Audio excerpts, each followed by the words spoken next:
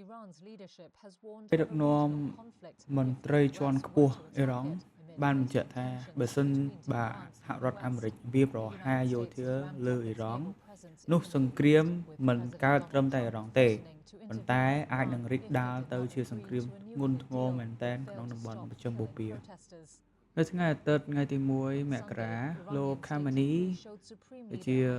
Supreme Leader របស់អ៊ីរ៉ង់គាត់បាននិយាយថាប្រទេសរបស់ខ្លួនមិនដែលចង់មានសង្គ្រាមជាមួយនឹងប្រទេសណាមួយទេប៉ុន្តែបើសិនជាមានប្រទេសមហាអំណាចមួយណាដែលហ៊ានធ្វើបាបប្រជាជនរបស់ខ្លួន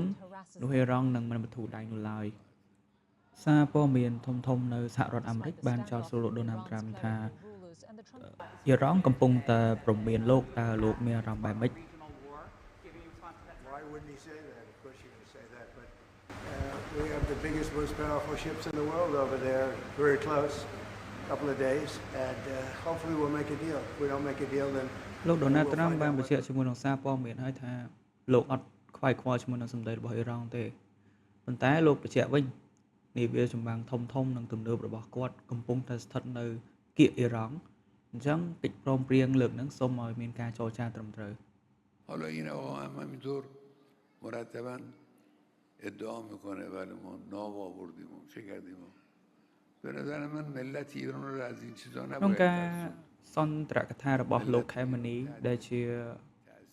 Supreme Leader របស់អ៊ីរ៉ង់គាត់បានឆ្លើយតបទៅនឹងសារព័ត៌មាននិងប្រាប់ពួកគាត់ថានាវាចម្បាំងរបស់អាមេរិកកំពុងឈរជើងនៅជិតទឹកដីខ្លួនមែនប៉ុន្តែអ៊ីរ៉ង់នៅតែមិនមានភាពភ័យខ្លាចក្នុងការទប់ទល់ជាមួយនឹងអាមេរិកផងដែរម្យ៉ាងវិញទៀតអ៊ីរ៉ង់គឺមានផែនការក្នុងការបិទរំខានច្រកសមុទ្រ Hormuz ដែលជាច្រកសមុទ្រដឹកជញ្ជូនប្រេងសំខាន់បំផុតក្នុងពិភពលោក این رو هم آمریکایی ها អ៊ីរ៉ង់នឹងត្រៀមផែនការក្នុងការវាយសម្ព័ន្ធមិត្តអាមេរិកធំនៅក្បែរប្រទេសខ្លួនបើសិនជាអាមេរិកហ៊ានតែបង្កើតសង្គ្រាម